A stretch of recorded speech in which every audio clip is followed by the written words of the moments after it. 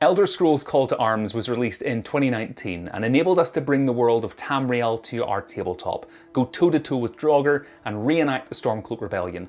But is this a game you should buy and play now?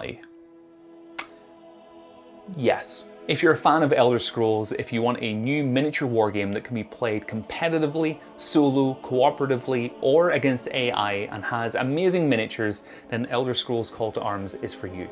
There are some things that you should know before you buy the game though. These rulebooks are like Marmite. Some people have no issue with them, others find them to be really confusing to navigate.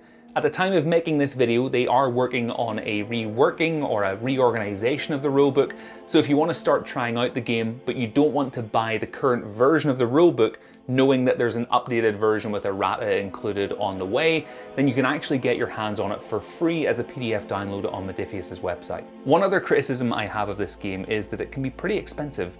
The Wave 1 releases come in either resin or hard plastic, and the hard plastic sets are at an ideal price point in my opinion, at £28 versus the £34 price point of their resin equivalent. Recent releases cost £43 for a faction core box, which usually contains about 5 to 6 resin miniatures on scenic bases, which is pretty expensive. I can only assume that this is due to rising material costs, which we've seen across the industry, but it can price this game beyond what may be affordable for most people who want to expand their collection once they've fallen in love with the game through the cheaper introductory products. It's no slight on Modiphius, it's just unfortunately a sign of the times, but it is something that we have to keep in mind if we're wanting to get into new games and systems. The only other criticism that you may have regarding Elder Scrolls Call to Arms is that it is very Skyrim focused right now.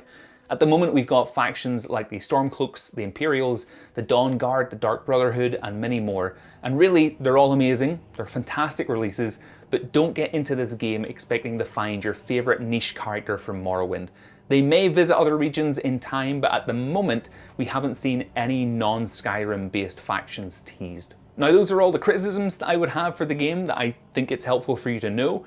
Now let's look at the positives of why you should buy this game. First of all, there's an active, passionate and supportive community for this game on Facebook, which I'm in, and it's a great way to get inspiration and get community support on the rules. There are dedicated forums for the game on the Modiphius website that are also very active, and the community managers for the game are also active and present in those communities, answering any questions and sharing little teases about upcoming releases. Speaking of which, this game is still being supported. For a while things were quite quiet, mainly because the game released in 2019 just before COVID hit and releases slowed down, but now that we're mostly through all of that, they have begun ramping up again. One of the other big sells for me, which also ties into the price point of some of the unit boxes, is that this isn't a game where you need to collect and buy everything in order to have fun and play and get the most out of the game. This game can be played versus cooperatively with narrative scenarios, or in a game mode called Delve Mode, where you take only a couple of minis, sometimes even just the Dragonborn, and you go into a dungeon to get some loot, kind of what you would do in the video game. There's a lot of scope to play this game in a lot of ways, and because of that, it supports the idea that you just pick up a box here and there, which definitely helps the bank account.